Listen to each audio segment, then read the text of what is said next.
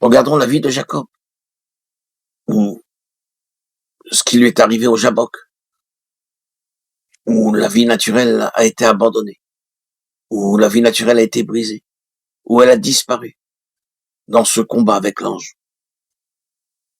Et nous ne pouvons pas entrer dans l'école de Christ avant que cela n'ait été fait. Il nous faut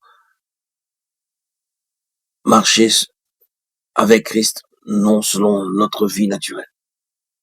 Il est nécessaire que le Seigneur nous dise en Christ, lorsque nous arrivons sur le seuil même de la porte,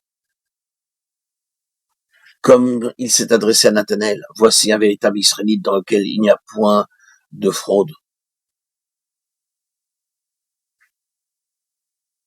1 Jean 47, 51. Là, il n'y a point de Jacob. Jacob qui s'est enfui de son frère pour avoir dérobé le droit d'aînesse.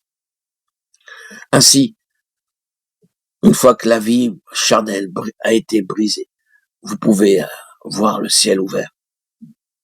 Parler de la vie de Jacob, ce n'est en somme qu'une autre manière de parler de la vie du moi, de l'ego, car le moi est l'essence même de la vie naturelle. Non pas seulement de la vie du moi, sous ses formes les plus positivement mauvaises, mais la vie du moi dans sa totalité.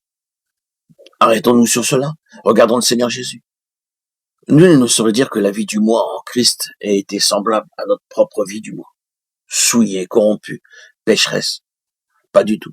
Et cependant, il avait une vie du moi, mais une vie du moi sans péché.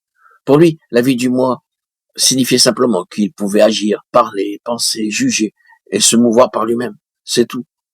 Non pas avec une intention mauvaise, ni poussée ou influencée par quelque chose de pécheur ou de corrompu, mais simplement de manière indépendante.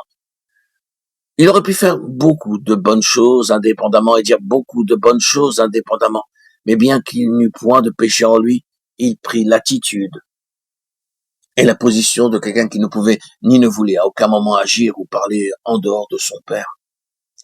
Car cela aurait été la vie du moi et aurait pu naturellement devenir mauvais.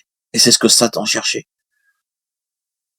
Mais nous pouvons laisser cela. Mon point, c'est que vous et moi, nous ne devons pas penser à la vie du moi uniquement comme à quelque chose de corrompu. Ah, il y a beaucoup de choses faites pour Dieu avec les mobiles les plus purs, mais qui sont faites par nous-mêmes. Il y a beaucoup de pensées, d'idées, de jugements qui sont sublimes, magnifiques, mais qui sont nôtres et qui, si nous connaissions seulement la vérité, sont entièrement différents de ceux de Dieu. Non, le moi n'est pas nécessairement la chose nettement corrompue.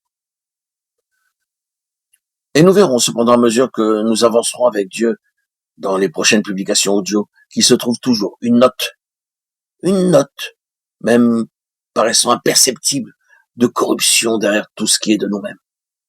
Et Dieu connaît bien tout cela.